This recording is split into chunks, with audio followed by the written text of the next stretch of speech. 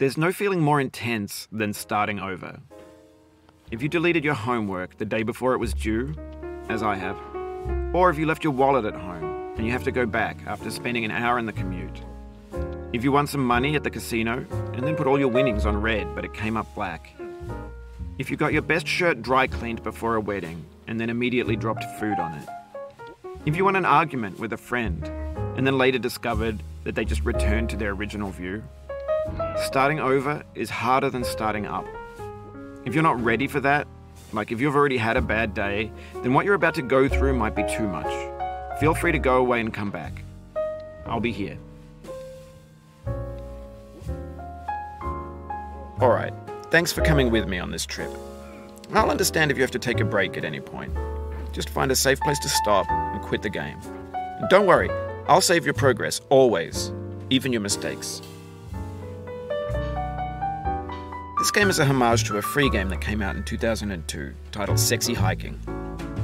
The author of that game was Jazzuo, a mysterious Czech designer who was known at the time as the father of B games. And B games are rough assemblages of found objects.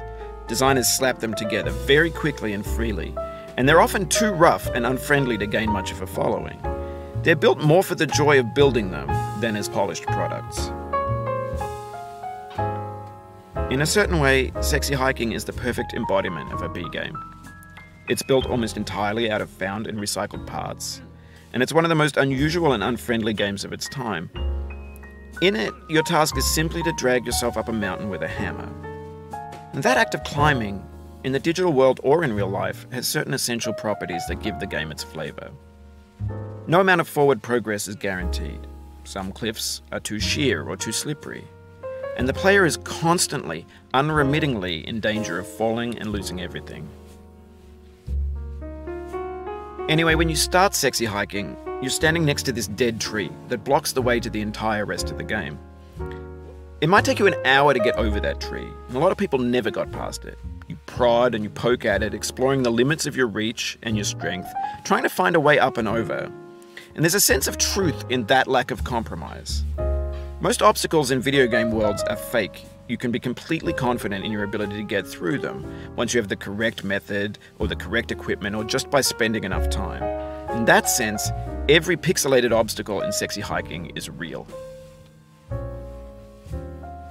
The obstacles in Sexy Hiking are unyielding, and that makes the game uniquely frustrating.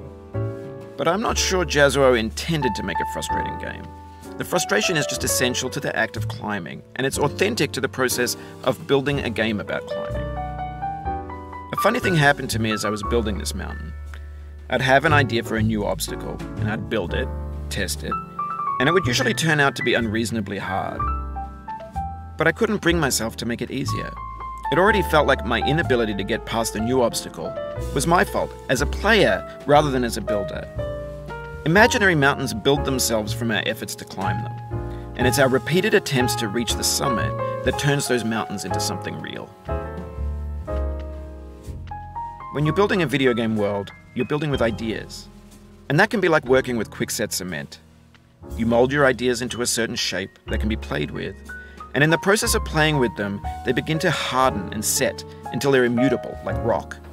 And at that point, you can't change the world. Not without breaking it into pieces and starting fresh with new ideas. For years now, people have been predicting that games would soon be made out of prefabricated objects, bought in a store and assembled into a world. And for the most part, that hasn't happened, because the objects in the stores are trash. I don't mean they look bad or that they're badly made, although a lot of them are.